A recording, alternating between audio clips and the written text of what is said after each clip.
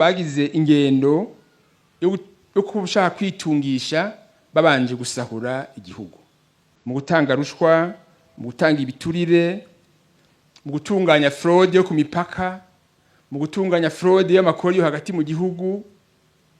Abo bantu barahari. Mwumvise yuko hari abo tumaze gufata. Twatwizeye yuko ubuhinga bwa none bwo gutoza amakori dukoresheje iyi facture electronique, nurumva nabo bace bateye ku mutwe inyene bayihinyanyura kugira ngo banyuruze y'amakori yo hagati mu gihugu yateveye.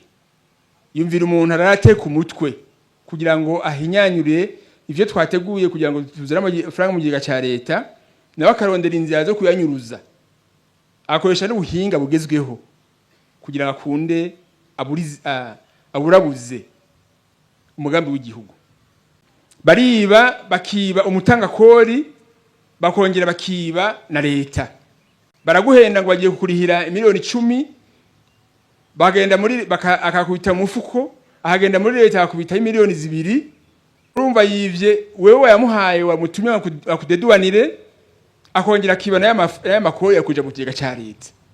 Murumva yuko batagiramiye leta yonyene n'abatanga kori barabagiramiye. Ndabeshe suko babikora. Ndabeshe nk'abantu muri douane suko babikora.